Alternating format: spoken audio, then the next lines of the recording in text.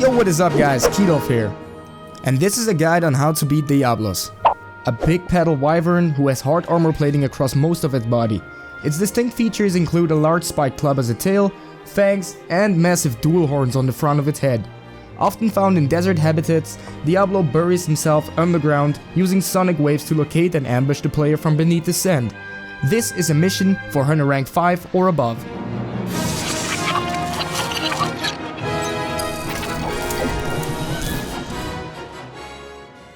So first, let's talk about his weaknesses. As you guys can see, the best place to hit this beast is its head, feet, and its wings.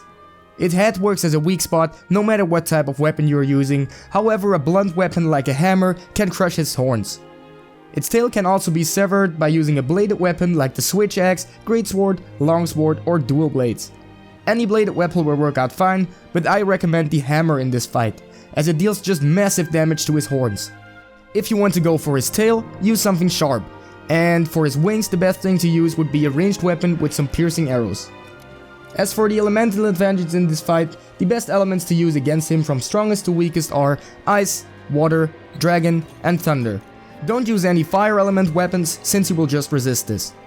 Then the most effective ailments you can use against him, again from strongest to weakest, are paralysis, which can be used to stun him, then poison, sleep, blast, and stun.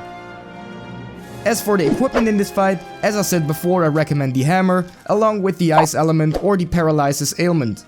As for the armor, take one that has high defense because of his brute force. Then let's talk about his attacks.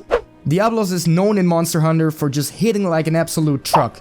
With his massive horns, he will bear down upon you like a bull, while his large forked tail sweeps at you when you attempt to attack it from behind. Then his third skill in the bag of tricks is his ability to burrow underground and come to pop up right underneath you, sending you flying and dealing massive amounts of damage. It's easy to get overwhelmed by his many attacks when he rarely takes a break. Then let's talk about positioning. I find that standing between his legs and attacking him from underneath is often the best case scenario if you can't block, as long as you're able to dodge out of the way when he turns to charge. When he burrows underground, try not to be stuck in a long attack animation, or at the very least, begin running or try to roll away so you're not underneath him as you see his molehill move towards you. Then let's talk about knockdowns. As I said before, try to go for his weak spots during the fight and try to knock him down. One thing I found very useful is to try and mount him, as it will give you a knockout for free. You can do that by simply jumping down from a ledge or use the walls positioned in the area to climb up and then jump on top of him. Then mid-air, use your triangle attack to trigger the mount phase. Should you be able to get him on the ground, focus his tail first and try to sever it. This will give you one less attack to focus on, and on top of that it will give you an extra carve once you lop it off. After you do that, focusing his face should knock him down again. Now if you've already severed the tail and knocked him down again, try to go for his wings, since breaking them will deal a huge chunk of damage and make him slower. So let's head over to the environmental advantages. So, as for the environmental advantages, there are not that much things I used in Wildspire Waste. Try to lure him into some of the large boulders that are spread across the map, so whenever he slams his head into one of them, he will stop raging for a moment and just stand still. Still, your best bet is it to make some shock traps and try to stun him. And of course, take some flash pods with you to temporarily blind him, or even some easy screech pods to lure him out once he has gone underneath you.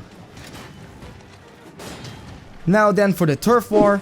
Again, turf war is not that special when fighting Diablos, since Diablos is on top of the food chain in this area, and it will immediately fight any other monsters it encounters, as well as you.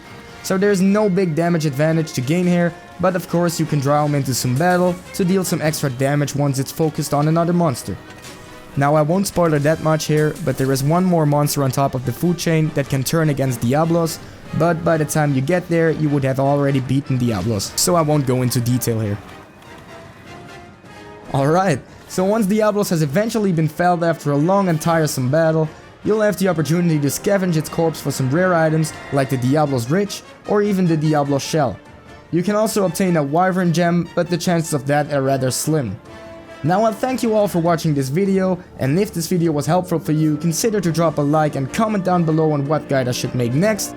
Also feel free to subscribe to my channel for some more Monster Hunter guides in the future or some other content related to games. And as always guys, I love you all, wish you a very good day, and peace out! think happy thoughts. The only way to fly is to never fall. Never land, that is why it's called waiting. I defy the laws, life's a bitch, watching short bosoms at the Mardi Gras. I live for the rainy days and overcast, just so I can stunt on the sun. I know you mad, my horoscope probably said some shit about growing up. Not